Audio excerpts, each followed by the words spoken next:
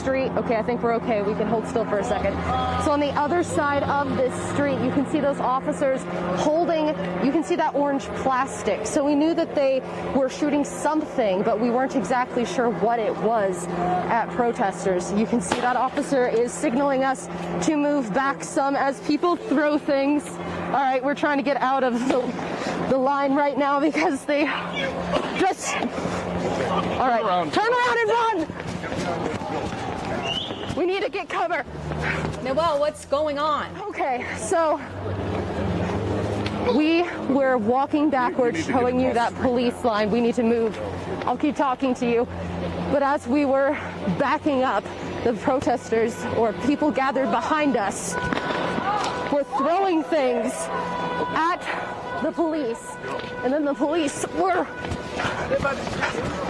firing something back. I'm not exactly sure if it's beanbags or what it was. Were they throwing something at you, Noelle? No, Noelle, we're going to break away from your coverage. You need to get safe right now. This is good TV, but it's not safe TV. So we want you to get somewhere safe, and we will check back with you momentarily.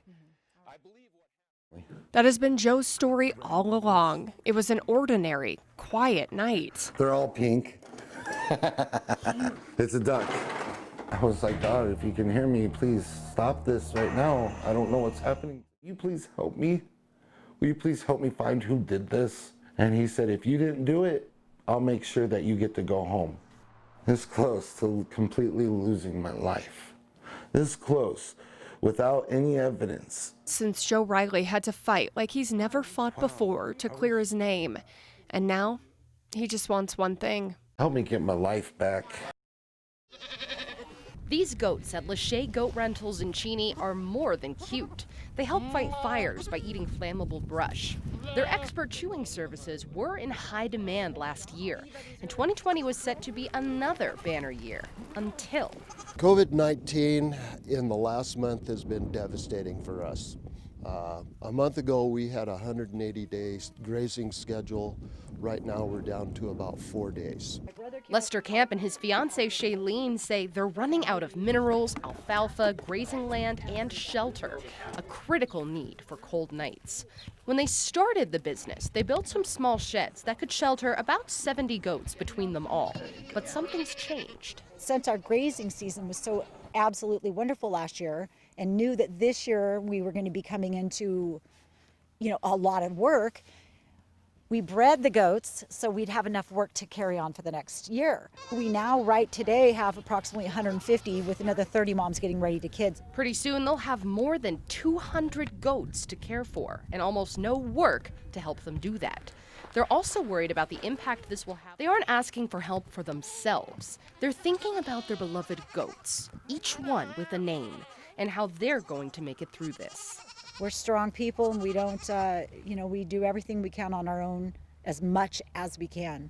But unfortunately, at this time, I feel that we need to step up and ask the community to possibly give something back to us so we can continue to give back to them.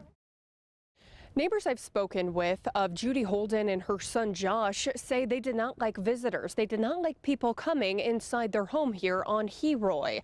Because of that, they didn't know what was inside or what was going on inside. But for the first time, search warrants for this property have finally been unsealed, and they're giving us a look at what exactly detectives found. There's a very eerie feeling when you would go by the house. It just felt dark and just felt off.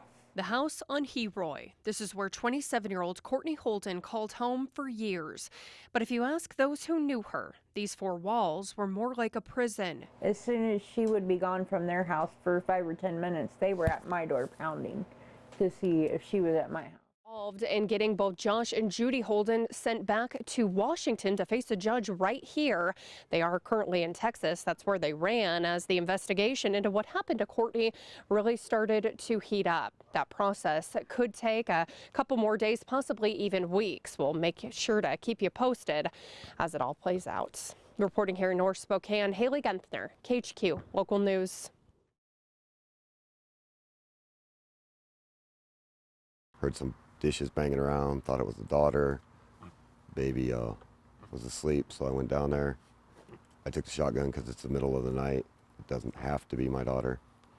And there was a guy putting food in the microwave, and he told me it was okay because he was doing my dishes. Started going towards the stairwell. I told him if he walked that way, I was going to kill him.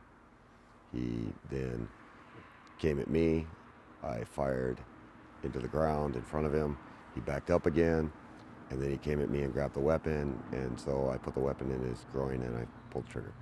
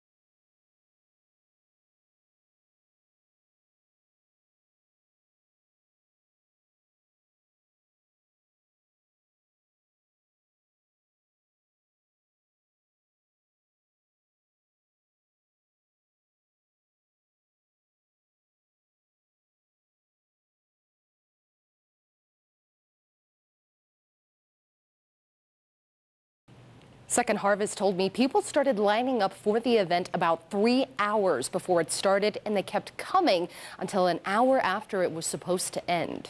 This long line of cars represents almost 700 families, all here because they need Second Harvest's help to get food on the table.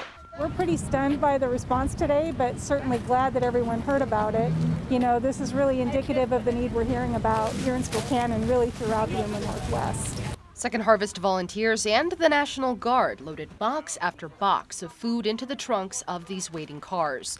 They say they're seeing a lot of people visit food banks for the first time right now because of skyrocketing unemployment rates. I mean, even once the public health crisis itself subsides, we just know for the folks that literally got the rug pulled out from underneath them, you know, it's going to take them much longer for them to recover.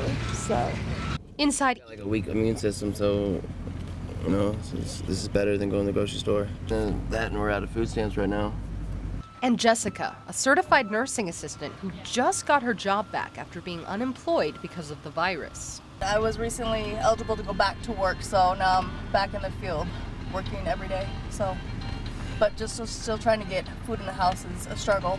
But even through the struggle, many of the people here have one thing to say: thank you.